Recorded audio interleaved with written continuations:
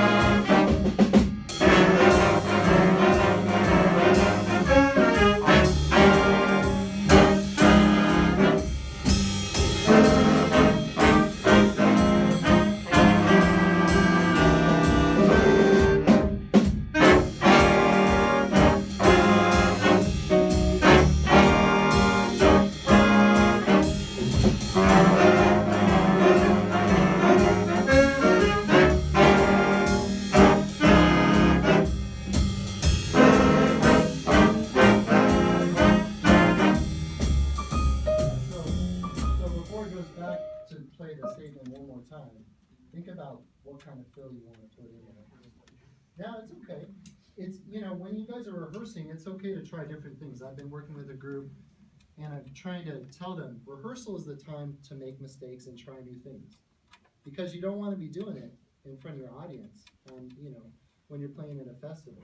That's not the time to try new things. So, you know, in rehearsal, feel free to try different things. And that's basically your moment. You're the star at that point. So you need to take charge, and you're leading the rest of the band. They're trusting you to bring in, you know, try to make the second statement even more powerful, you know. And our shout, I think we could have a little more contrast in the line. We're kind of like do da da da do da da da do da da da da do da da. We're kind of like here, right? There's no contrast. There's no ups or downs. So one thing that I really like when we play this tune is you can kind of ghost the first note in that. So it's like kind of there, but it's not too audible, right? That's what we call ghosting notes. A lot more contrast in that one. Can we take it right there? Just right on that. And try that. See if we can get a little bit out of that. Again, I want a little more sound out of you, but think about the contrast. So the ghost notes are barely audible, so the other notes are going to pop out a little bit more. One. So right on that. Right? Is that 5 after 47? Yeah. 4 after. 4 after 47. 1, 2, 1, 2, 3, 4.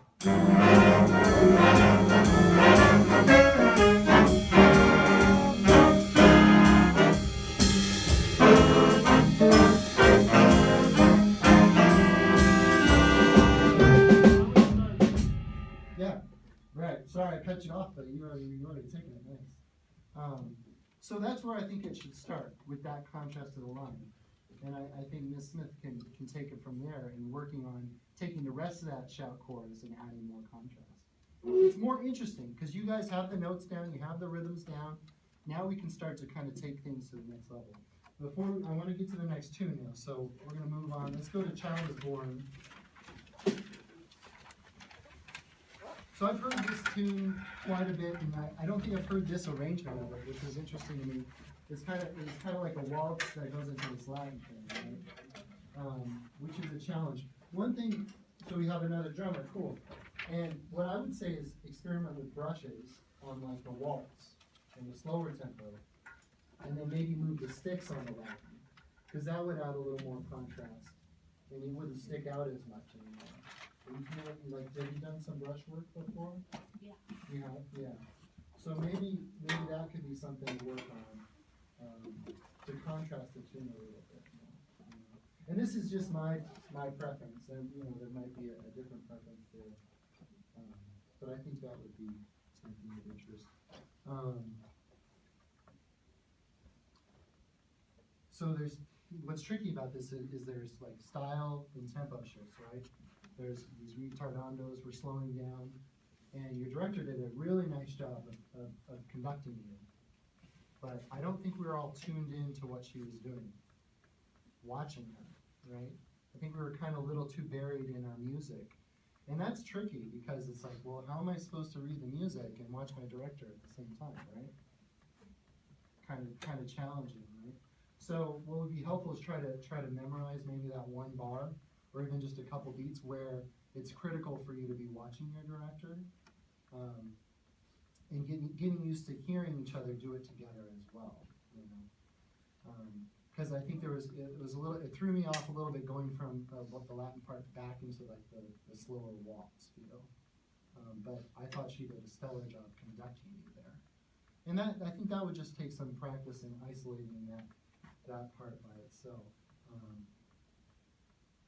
And then, going to the Latin part, go to sticks and then back to brushes. I think could be nice to experiment with.